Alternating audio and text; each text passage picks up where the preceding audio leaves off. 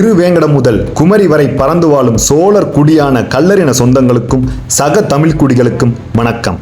அறந்தாங்கி பாளையவனம் கள்ளர்குல அரசர்களின் கொடைத்தன்மைக்கான சிறு எடுத்துக்காட்டை காணலாம். தமிழ் பல்கலைக்கழகம் வெளியிட்ட தொண்டைமான் செப்பேடுகளில் சங்குப்பட்டணம் காணியாச்சி செப்பேடு அறந்தாங்கி கள்ளர் அரசர்களின் கொடைத்தன்மையை விரிவாக விளக்குகிறது.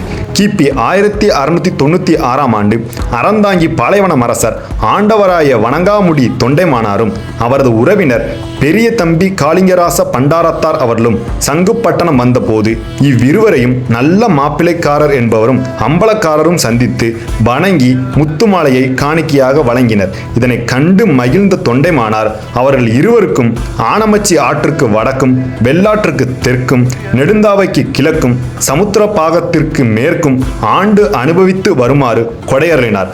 அப்போது வளைச்சி பெரியானும் பல்லன் வெகுமானி என்பவரும் தங்களுக்கும் கொடையளிக்க வேண்டும் என கோரிக்கை வைத்தனர். அவர்களில் வளைச்சி பெரியானுக்கு மஞ்ச கொள்ளைக்கு கிழக்கு, வெள்ளாற்றுக்கு தெற்கு, நெடுந்தாவைக்கு மேற்கு, மருசனி மேட்டுக்கு வடக்கு ஆகிய எல்லைக்குள் இருந்த நிலப்பகுதியை தானமாக வழங்கினார்.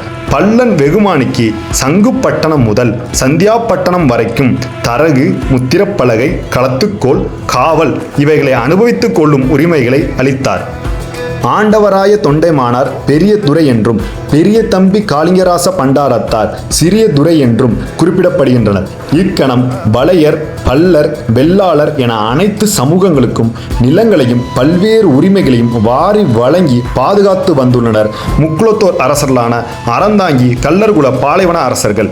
அறந்தாங்கி அரசர் வழிவந்த பாளையவனம் ஜமீன்தார்கள் இன்றும் அறந்தாங்கி வீரமாகாளியம்மன் கோயில் திருவிழாக்களில் முதன்மை பெறுகின்றனர்.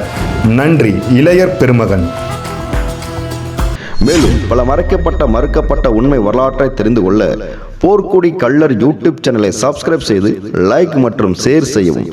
அப்படியே அருகில் உள்ள பெல் ஐகானை கிளிக் செய்து தொடர்ந்து இணைந்திருங்கள் போர்க்குடி கள்ளர் யூடியூப் சேனலுடன். மீண்டும் அடுத்த பதிவில் சந்திப்போம். நன்றி.